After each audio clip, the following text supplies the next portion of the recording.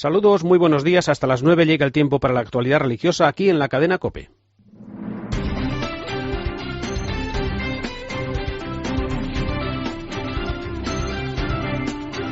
Faustino Catalina. Iglesia Noticia. COPE. Estar informado. Muy buenos días, amigos. Son las 8:30 de este primer día y primer domingo del mes de septiembre y es el momento de comenzar el tiempo para la información y el análisis de la actualidad de la vida de la Iglesia en España y en el mundo en estas últimas jornadas. Lo hacemos como cada 7 días aquí en Iglesia Noticia, hoy con Alicia Gallego en el control de sonido y con Margarita García, Ana Almazán y Beni Armada en la producción.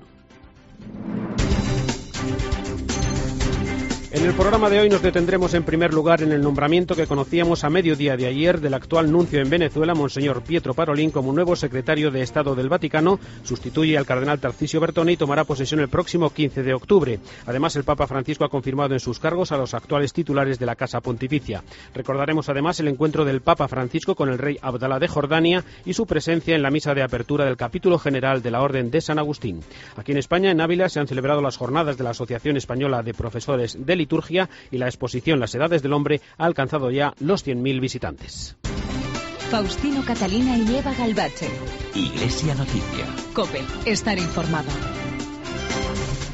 El Papa Francisco nombró ayer al actual nuncio en Venezuela, Monseñor Pietro Parolin, nuevo secretario de Estado del Vaticano. Sustituye al cardenal Tarcisio Bertone y tomará posesión el próximo 15 de octubre. Además, el Papa confirmó en sus cargos a los actuales titulares de la Casa Pontificia. Nos vamos a conocer todos estos datos desde Roma con la información de Ángeles Conde. Buenos días, Faustino. Pues como dices, ayer el Papa Francisco hizo público este importante nombramiento tras aceptar la renuncia del cardenal Tarcisio Bertone.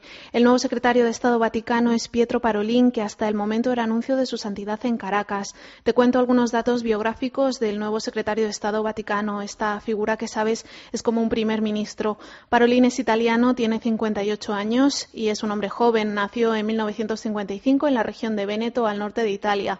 Con 14 años ingresó en el seminario de Vicenza, estudió filosofía y teología y fue ordenado sacerdote en 1980. Pasó 2 años como vicario parroquial y después fue enviado por su obispo a estudiar Derecho Canónico en la Universidad Gregoriana. Es doctor en esta materia. También estudió en la Pontificia Academia Eclesiástica, que es la Escuela Diplomática Vaticana. Por tanto, el Papa Francisco vuelve a apostar por un hombre de la diplomacia vaticana como su mano derecha. El primer destino de Parolin como parte del cuerpo diplomático de la Santa Sede fue Nigeria. Pasó allí 3 años. Otros 3 los pasó posteriormente en México, donde tuvo un importante papel en el restablecimiento de las relaciones diplomáticas entre el país y la Santa Sede. En los años 90 regresó al Vaticano y empezó a trabajar en Secretaría de Estado, en una especie de Ministerio de Asuntos Exteriores. Allí, por ejemplo, junto a Benedicto XVI, trabajó para entablar contacto con el gobierno chino. Aquí estuvo hasta el año 2009, año en el que el Papa Emérito le destinó como nuncio a Venezuela. En Venezuela ha estado 4 años, lidiando con mucha mano izquierda con el gobierno de Hugo Chávez y últimamente con el de Nicolás Maduro. Con motivo de su nombramiento, el nuevo secretario de Estado ha enviado un mensaje en el que expresa su agradecimiento al Papa Francisco y en el que asegura que ha sido una sorpresa para él este nombramiento.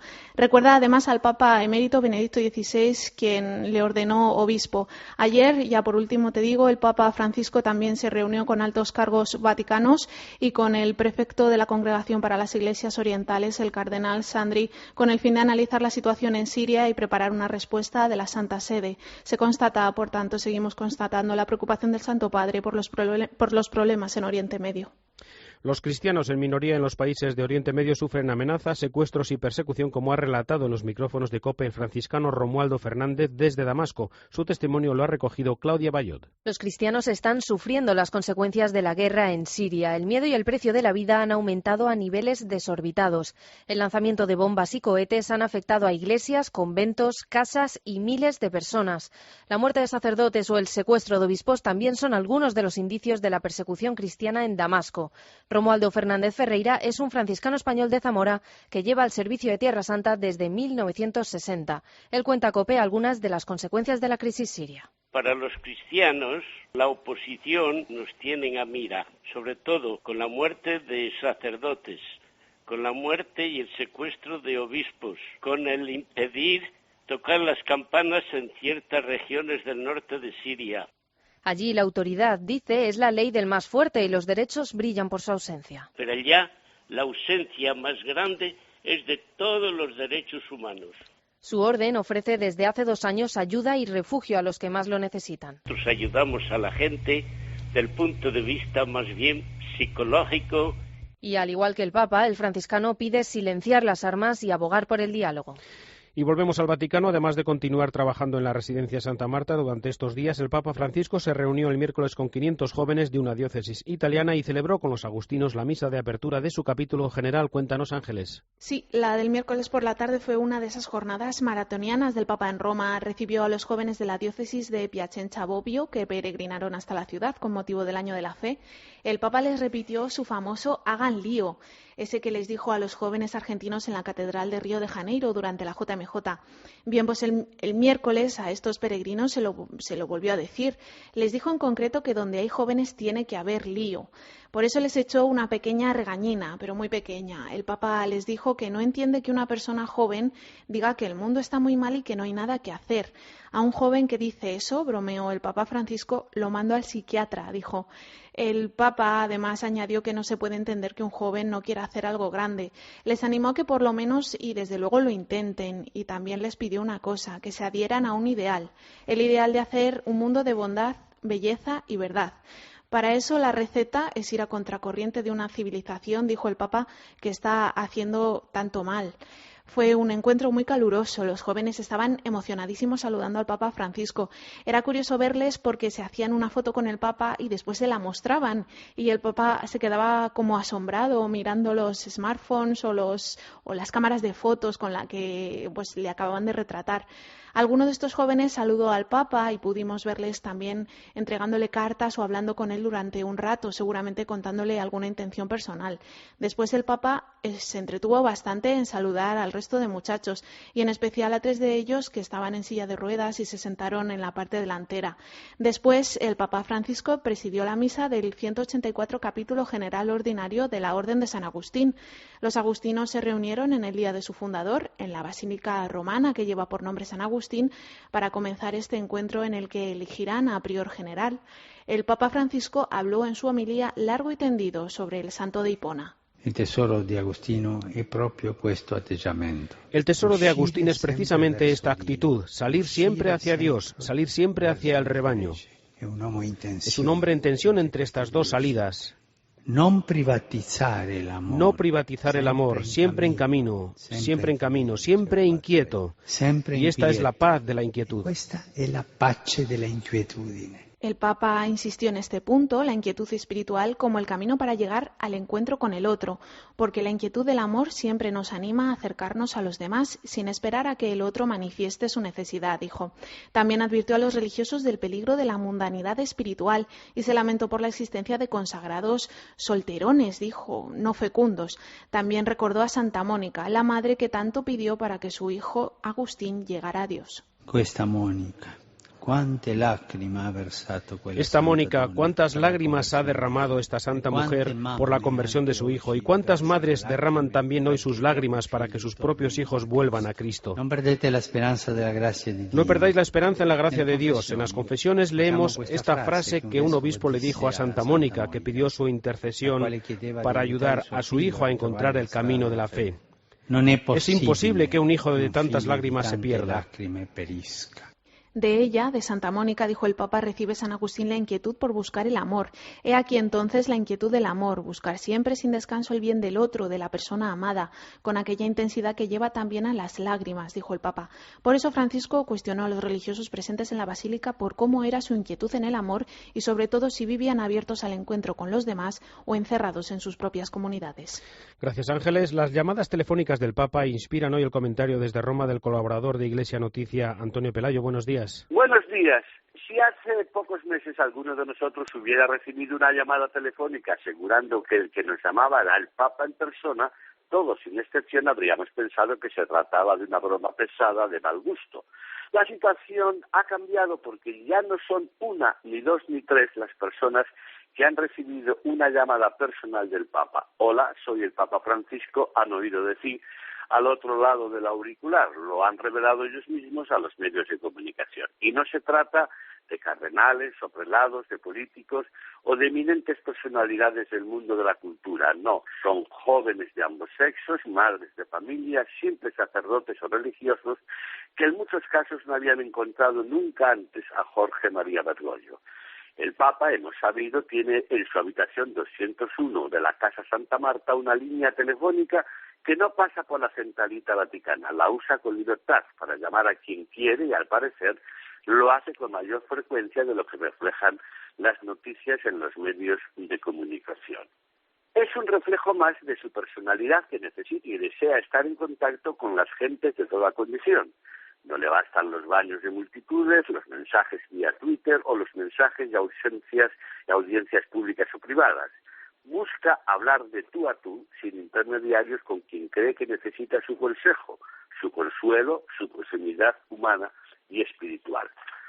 Bergoglio es, ya lo sabemos, un pastor, y el buen pastor, según el Evangelio, busca y se ocupa de la oveja herida o de la oveja perdida, y lo hace con todos los medios a su alcance, incluido el teléfono. Desde Roma les ha hablado Antonio Pelayo.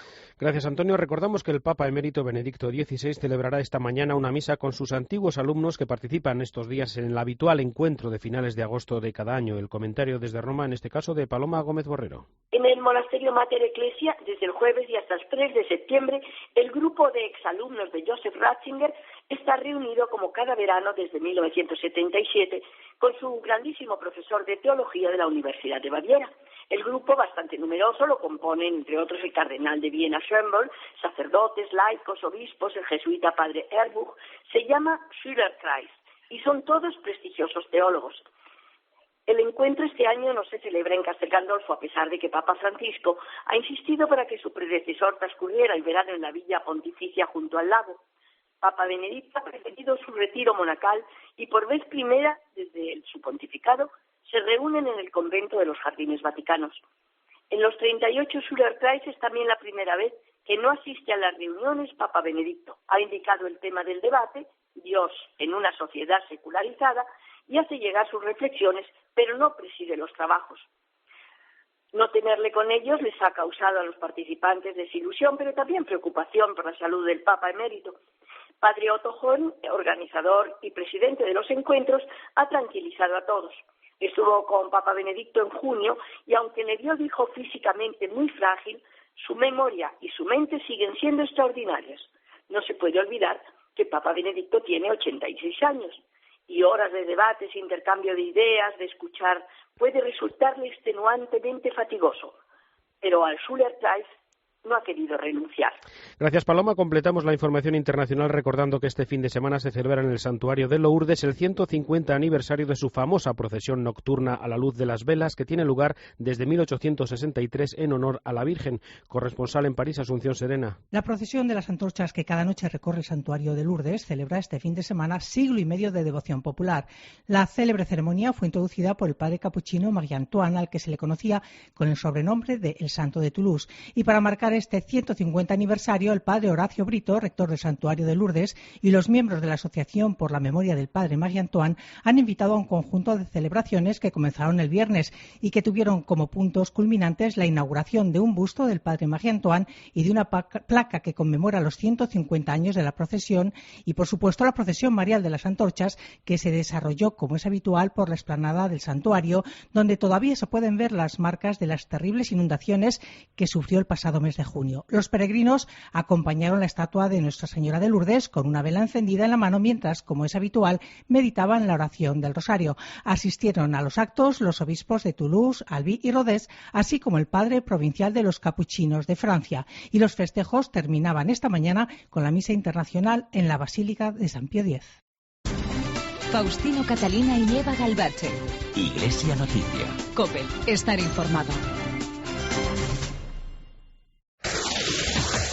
La noticia la conoces en COPE. Y un avance de última hora en libertad, los 4 islamistas. Estamos en la última hora de la información, Antonio Raiz. La última hora que nos lleva. Estremecedora noticia la que nos llega desde Alicante.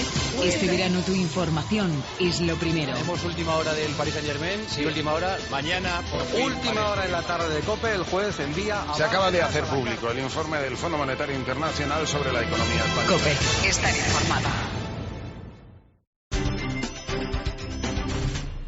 Acaba de finalizar el mes de agosto, estrenamos hoy septiembre, pero a pesar de las vacaciones de muchos, la crisis no se ha ido, está ahí. También el número de parados y de personas que necesitan cada día la ayuda de distintas organizaciones para poder vivir.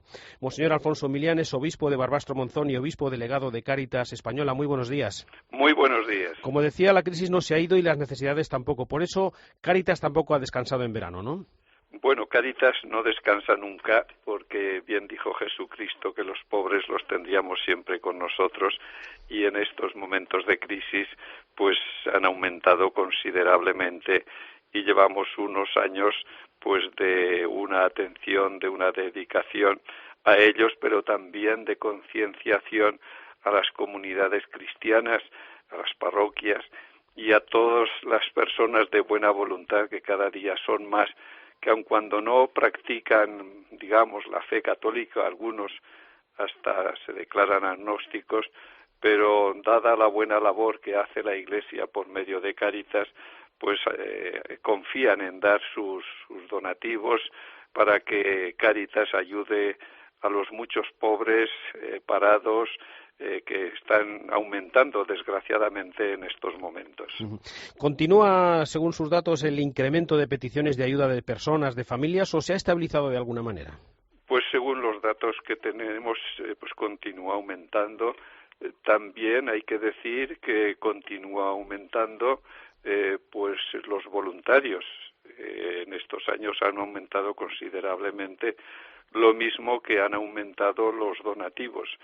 La gente es cada vez más sensible y que muchos como exigencia de su fe, porque no se puede vivir la fe cristiana sin vivir también la caridad cristiana, pues comparten con mayor generosidad sus bienes con los demás.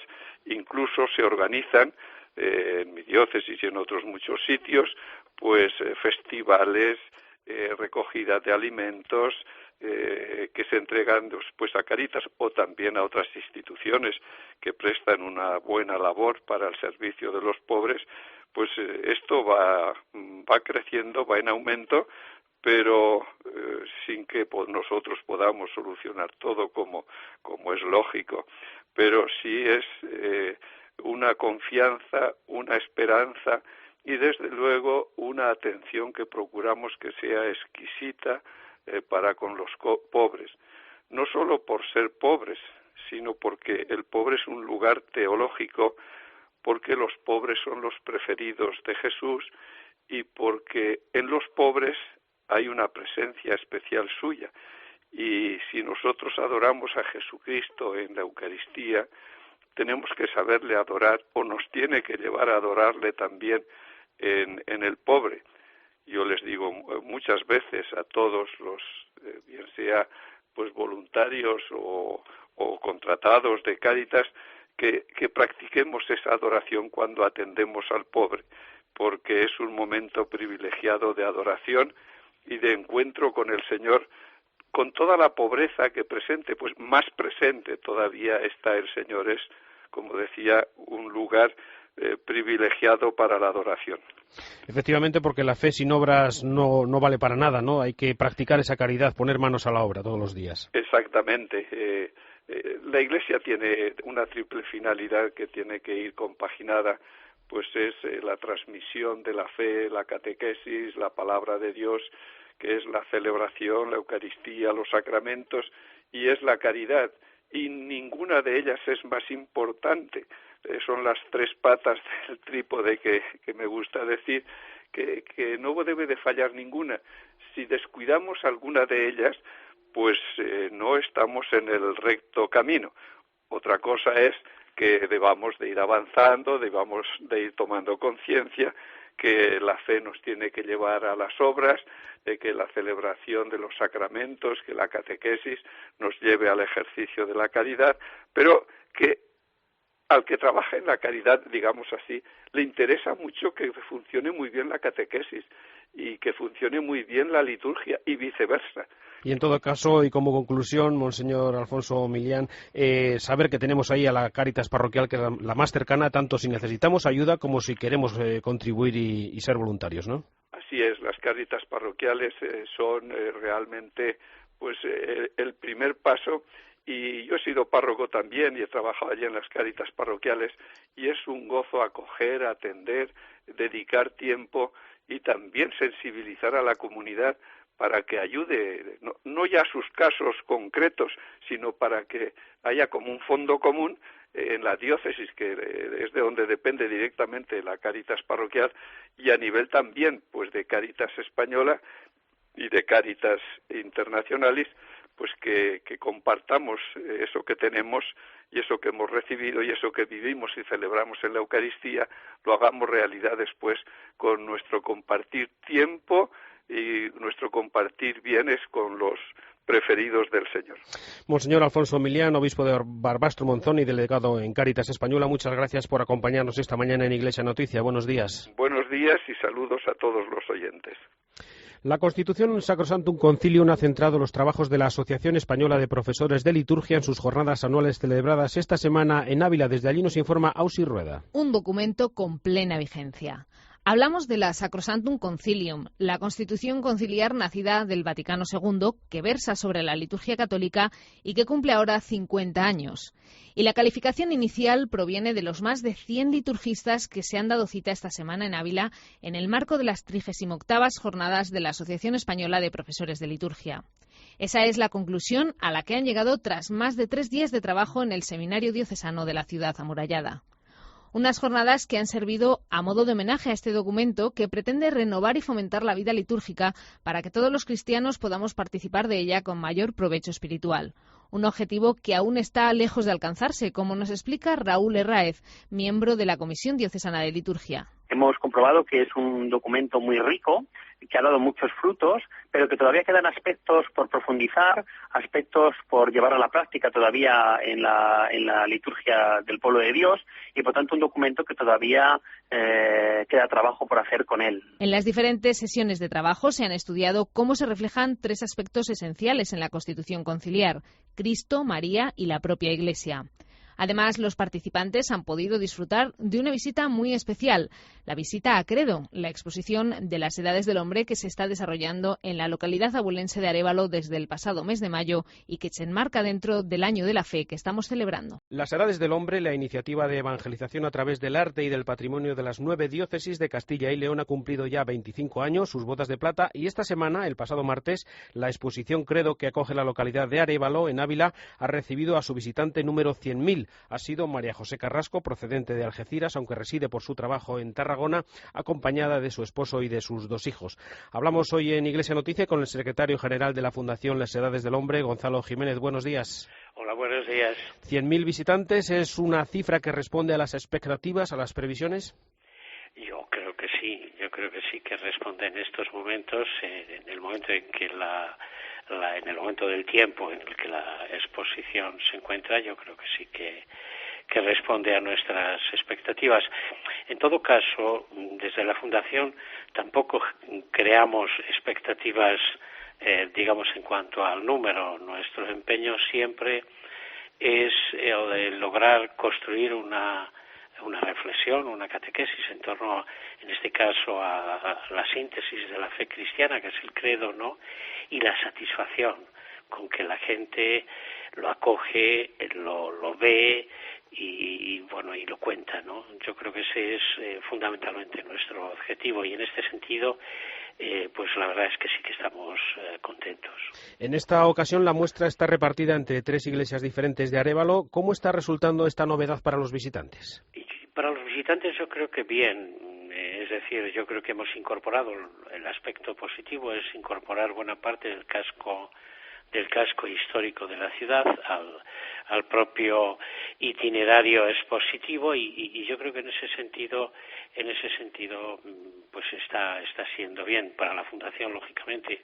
Una exposición en itinerancia, ¿no? Como es esta, pues siempre es más costosa, puesto que tienes que duplicar muchísimos de los servicios y incluso de las condiciones técnicas, no tienes que duplicarlas y triplicarlas, y en ese sentido siempre es algo más costoso, pero la verdad que se está mostrando esta forma expositiva como un valor, ¿Qué impresiones ha recogido entre las autoridades, también entre los visitantes? ¿Qué destacan de Credo? ¿Qué les llama la atención? Pues la verdad es que lo que les llama la atención digamos, siempre hay dos modos de ver una exposición o una edición de las Edades del Hombre, ¿no? Aquel que acude a ella puramente desde el gusto estético, ¿no? Y la búsqueda de unas piezas que de otra manera sería imposible de contemplar, y de contemplarlas además con esas condiciones de cercanía que tienen las ediciones de las Edades, ¿no? Y hay otros que buscan pues una reflexión sobre el hecho que reflexiona precisamente la muestra, ¿no? Y por lo tanto es o bien una actitud puramente estética o bien una actitud religiosa, ¿no? Pues la valoración en ambos sentidos yo creo que es bastante positiva, y de verdad que nosotros en la Fundación estamos realmente satisfechos precisamente de esto, que tanto estéticamente, es decir, por el valor de las piezas expuestas, como por el nivel de reflexión al que lleva la narración que esas piezas muestran o enseñan, pues está siendo valorado, pues la verdad es que muy positivamente. Después del gran ciclo de exposiciones de las Edades del Hombre en las catedrales de las 9 diócesis, se optó por muestras más reducidas en número de obras, en otras localidades también de la comunidad. ¿Es este el camino elegido y hay, a pesar de la crisis, continuidad con patrocinadores, con fondos suficientes? Y bueno, ahí andamos. Tú lo dices, ¿no? En estos momentos pues siempre es mucho más difícil encontrar patrocinadores, y yo creo que el proyecto tiene recorrido, y esto es lo importante. El proyecto se ha erigido sobre todo en Castilla y León, o para Castilla y León, mejor dicho, en un referente importantísimo, no solo de reflexión religiosa, sino también de profundización también sobre la propia identidad del pueblo castellano-leonés a través del patrimonio, de la cultura, de sus raíces, ¿no? Y indudablemente se ha convertido también en un impulso económico importante para la zona, la sede que acoge la ciudad, que acoge una edición. Yo creo que no es tanto hablar de un gasto, sino que concretamente en estas ediciones tenemos que hablar de una inversión, ¿no? Y una inversión que además es muy rentable, es muy rentable. Y para terminar, recordamos que la próxima exposición será en Aranda de Duero el próximo año, está trabajando ya en ello, y antes de que llegue esa exposición, una palabra de ánimo a quienes lo estén pensando. ¿Por qué merece la pena acercarse ahora hasta Arévalo antes del 2 de noviembre, si es que no hay prórroga de la exposición? Por los dos motivos fundamentales. Primero, porque constituye para aquel que sea creyente, y sobre todo o especialmente en un año en el que la Iglesia Universal celebra el año de la fe, ¿no? Pues constituye una reflexión pues religiosa en torno a lo que es nuestro símbolo de fe, ¿no? El credo, y porque la calidad de las piezas expuestas bien merece un viaje a Arévalo, que además puede ser compensado también con la buena gastronomía de este lugar. Don Gonzalo Jiménez, secretario general de la Fundación Las Edades del Hombre, muchas gracias por acompañarnos hoy en Iglesia Noticia. Buenos días. Buenos días, gracias a ti y a todos los que nos escuchan. Pues no hay tiempo para más. Hasta aquí la actualidad eclesiana en el informativo Iglesia Noticia de la cadena COPE en este domingo 1 de septiembre. Volveremos de nuevo dentro de 7 días. Hasta entonces, que pasen una feliz semana. Les dejamos ahora con la última hora de la actualidad en España y en el mundo. Después con la Santa Misa. Un saludo de Faustino Catalina.